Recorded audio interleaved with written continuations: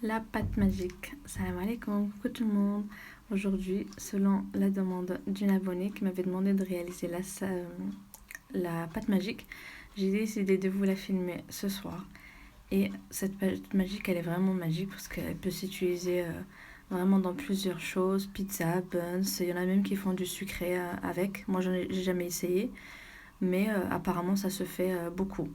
Mais aujourd'hui, moi, je vous présente cette pâte-là avec laquelle je vais faire des pizzas. Donc suivez-moi et là je vous présente les étapes qu'il faut et les ingrédients qu'il faut et on commence.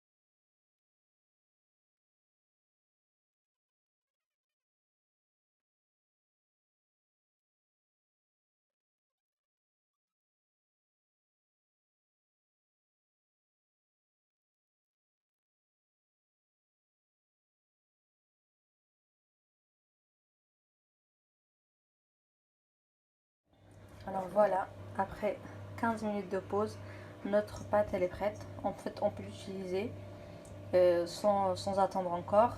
Je vais la dégazer un petit peu. Moi aujourd'hui, comme vous avez vu, j'ai décidé de faire des pizzas avec.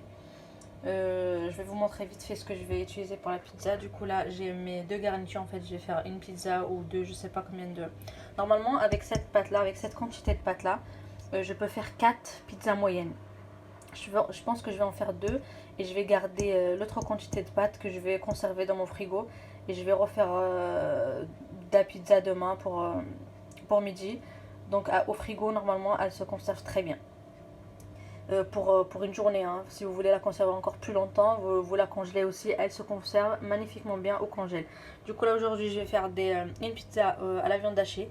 C'est que ce soit la viande hachée ou que ce soit mes oignons frits. Bon, là, il y a juste le thon, je vais l'utiliser tel qu'il est. Et là, c'est ma sauce tomate que j'ai achetée. De la purée de tomate. Du coup, là, ces deux-là, en fait, je les ai fait revenir dans de l'huile d'olive et quelques épices, curcuma,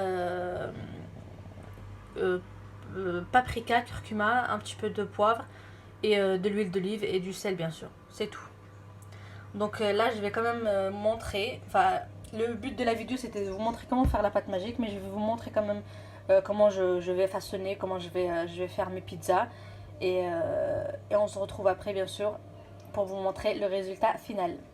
Et aussi pour le fromage, franchement j'aime trop ce fromage là que j'achète à Lidl. C'est au début quand j'utilisais le fromage râpé, comment on appelle ça, revenu, du fromage râpé emmental.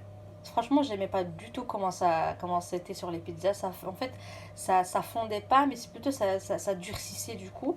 Depuis que j'ai découvert ça, en fait, c'est l'équivalent de la mozza en fait, presque. Ça, en fait, ça fond, ça fait des petits filaments comme les pizzas qu'on achète quoi. Et je les achète au Lidl. Ça s'appelle le râpé aux trois fromages. Donc voilà, je vous laisse avec mon façonnage de pizza.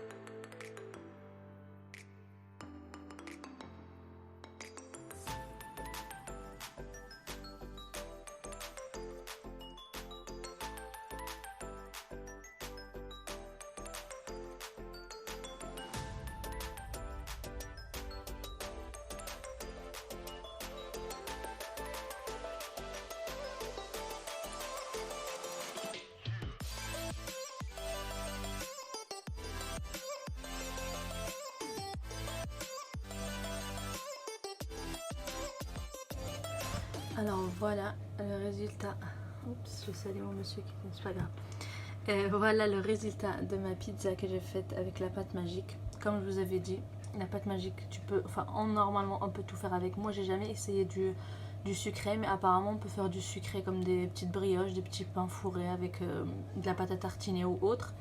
Moi, j'ai toujours fait du salé, des buns, des pizzas. Mais franchement, la pâte à pizza, depuis que je connais cette recette-là de la pâte magique, je fais mes pizzas que avec cette pâte-là. Et franchement, elle est super. Bon, là, elle est encore chaude un petit peu, mais elle est vraiment très moelleuse.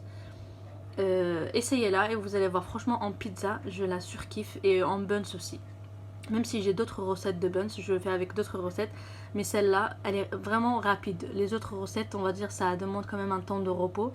Mais vu que celle-là, c'est juste 5 minutes la première étape et 15 minutes ou même 10 minutes la deuxième étape, quand vous êtes pressé, c'est la recette à faire.